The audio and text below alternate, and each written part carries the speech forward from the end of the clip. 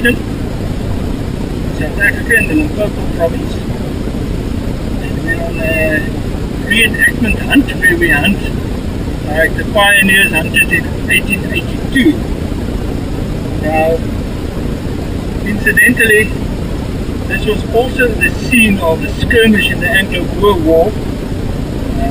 Apparently in the year 1901, a skirmish between two Boer forces. Most people know that the Anglo-Boer War was a war between the British and the Boers. The Boers were from the two Boer republics, the South African republics and the Orange Free State. And this part of what used to be the northern parts of the then South African republics, the commander of the Boer forces here was General Frederik Grobler. Now, General Grobler and his Boers from these northern parts at that stage were lost heart. They were rather fed up with this war that never came to an end and all this suffering. And they preferred to stay close to their homes where they could keep an eye on their cattle. And they didn't want to wander too far off to the areas where the war was actually much hotter. So it came that a message was sent to General Grobler by the then commander of all the Boer forces in the Transvaal, General Beyers. General Beyers sent him a message: we need you in the Western Transvaal, that's the areas where the town of Lichtenburg is, and lots of fighting was taking place there. Amongst others, General Dalaray, the famous Boer general, was active there. So General Grobler sent them a message back that they've got work to do here, they don't really intend to go to that area. The second message was sent by Beyers to Grobler that he expects him to go there. It's not a question of asking them, he's commanding them to join the fighting there. Still, they didn't want to go. And so General Beyers sent a force of Boers to come and discipline these other Boers who didn't want to listen to orders. And so it happened that the two Boer forces clashed here. It must have been in late 1901 or early 1902. And in what must have been quite a fierce battle,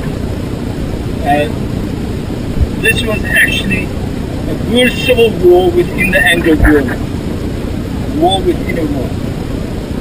And here we have the graves. Apparently the skirmish itself happened very close here, probably more towards the river on the north. And there are 63 graves, mostly in rows of three, or 3 rows of graves. And though it's quite overgrown, we've had good rains this year, there's a lot of grass. In the grass you can still see the mounds of stone, and on the western side, longish stones that are put upright as a kind of headstones. Now, imagine 63 dead soldiers, much like the American Civil War, which also had a high death toll because all the dead were from both sides were actually the same nation.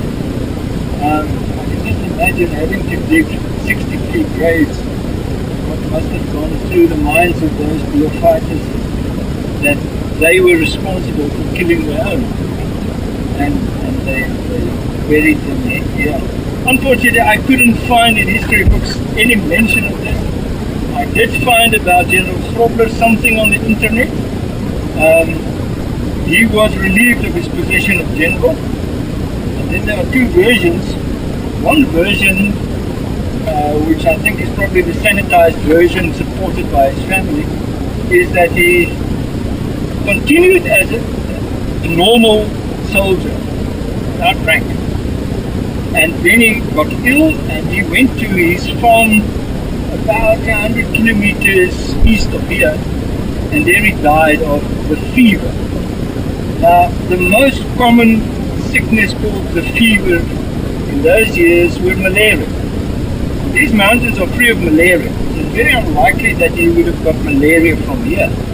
Now the other version is that General Grobler crossed the Limpopo River and went to Botswana and laid down his rifle at the town of Palapi in what was then the Bechuanaland Protectorate and is now the Republic of Botswana. And that he then went back to his house, that he did not continue fighting as a normal soldier. That one makes more sense to me because the time, I think walking from Palapi back to this area would take you about 10 days. That's about the incubation period of malaria. So I think it's quite like that, and I cannot imagine anybody having suffered the defeat of being relieved of his rank of general to just continue as if nothing happened, continue in the same war. Anyway, General Grobler did not die here. He died sometime later in his farmhouse not far from here. But up to now, that is what I've told now is just about all the knowledge I have about this skirmish, this civil war within the Anglo-Boer War. And here are the graves on the farm belt, the Vrede.